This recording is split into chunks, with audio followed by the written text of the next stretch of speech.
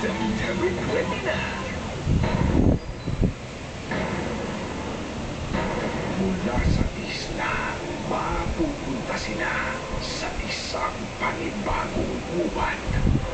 Luma, abangan.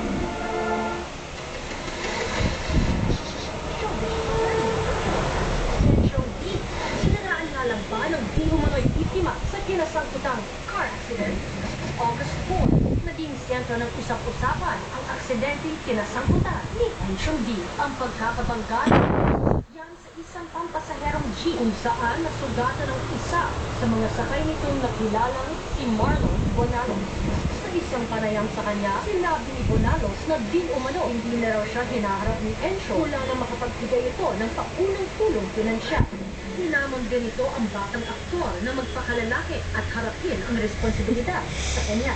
August 29, ang mga akusasyong ito ni Bonalos buong tapang na hinarap ni Encho dito sa daba. Nilinaw ng aktor na ang tanging dahilan ng kanyang di muling pagdalaw kay Bonalos ay ang pagkakaroon niya ng dengue mula August 15 hanggang 22. Ngunit sa huli, lumitaw din ang buong katotohanan sa tanong kung bakit nagtitiyo ng mga mapanirang akusasyon laban sa kanya si Bonalos. Ang revelasyon ay isang showbiz shocker. Umano umamin si Bonalos na hindi raw aalis sa bahay nila ang TV crew ng isang estasyon hanggat hindi siya nagsasalita. At noong Lunes, sa isang bagong interview, linawin naman ni Bonalos ang mga Dila na naman. Kahit tulog, dila-dila. Nasabi ko sa inyo noon, alam ko hindi ako tutulungan guys. Pero ngayon guys,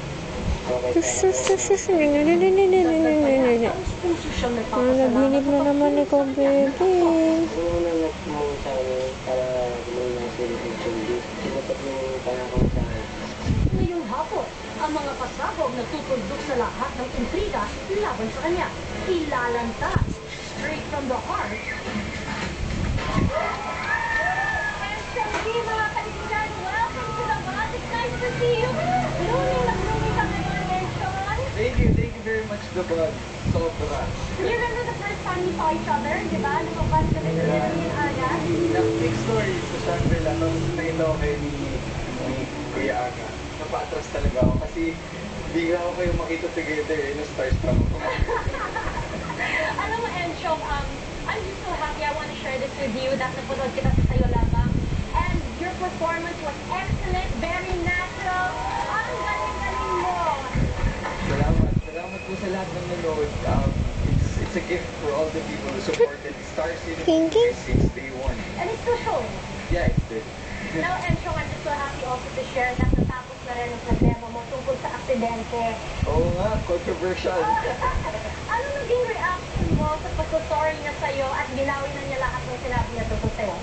I'm happy kasi sabi ko nga, ang daming problema na pwedeng masolusyonan ng magandang pag-uusap. And ano yung naging biggest lesson na natutunan mo sa sitwasyon na to?